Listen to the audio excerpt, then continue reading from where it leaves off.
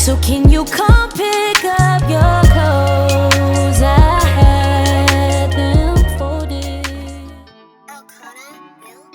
If you've been asking where real R&B went, this Kehlani album might be your answer. Not the overproduced, trend-chasing version of R&B. I'm talking about the kind that sits with you. The kind that is built on emotion, honesty, and vocal depth. Today, we are breaking down Kehlani's self-titled album. The sound, the storytelling, the standout records, and why this project might quietly become one of the most important R&B albums of its time. If you enjoy detailed music breakdowns like this, subscribe to Critic Box right now and turn on notifications. This is where we really get into the music. R&B has always been rooted in emotion. From the 90s into the early 2000s, it was the genre where artists explored love in all its forms.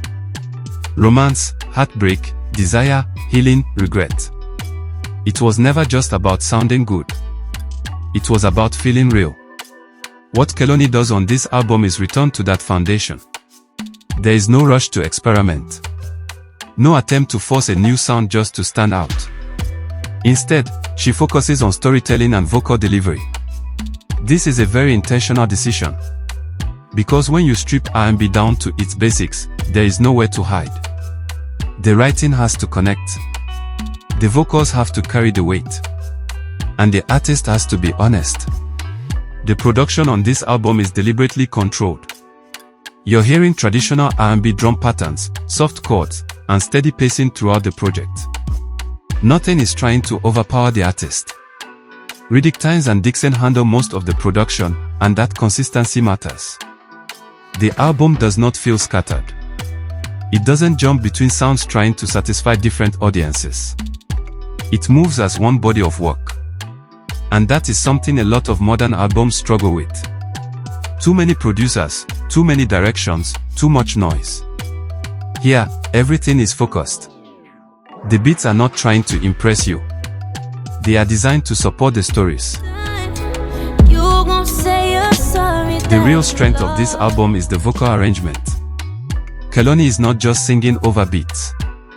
She is building layers. Her harmonies are stacked in a way that gives each song depth. The background vocals are not just there for support. They are part of the structure of the music. In some moments, the harmonies carry just as much emotional weight as the lead vocal.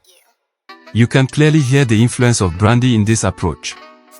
Especially in sections where the instrumental drops and the vocals take full control. This is where the album gains its replay value. Because every listen reveals something new in the vocal arrangement. The album stays within the theme of love, but it does not approach it in a one-dimensional way. Kehlani explores love from different positions. Sometimes she is vulnerable. Sometimes she is in control. Sometimes she is the one asking for patience. And sometimes she is the one admitting fault. That balance is what makes the storytelling believable. It doesn't feel like a perfect version of love. It feels like real situations. And that honesty is what carries the album. Let's talk about some of the standout records.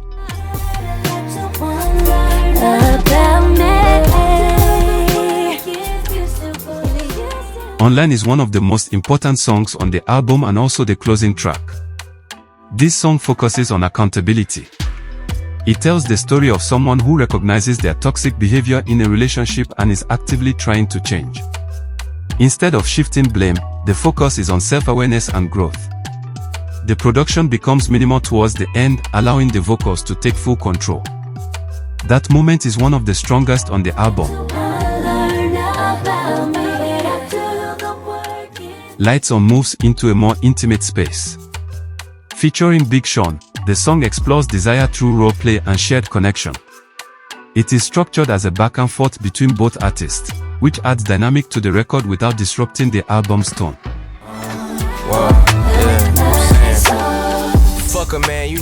Oooh continues in that same direction but feels more immediate. It captures a moment of desire in a very direct way. The simplicity of the production allows the theme to come through clearly.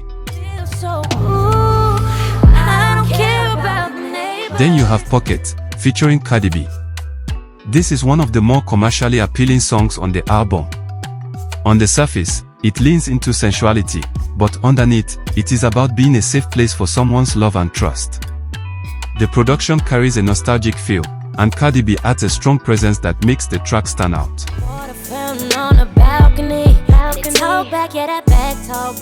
Another Lover, featuring Lil Wayne, focuses on consistency in love. It tells the story of being comfortable in a relationship and not feeling the need to look elsewhere. That idea contrasts with the emotional tension in other parts of the album.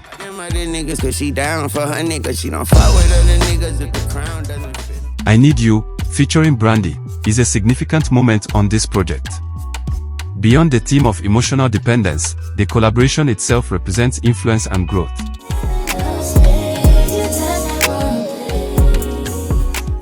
You can hear the connection in how the vocals are arranged. And Then Call Me Back, featuring T-Pain and Lil Jon, introduces a slight variation in production. The use of finger snaps instead of a traditional snare gives it a different texture. The song focuses on reconciliation and trying to fix communication after conflict.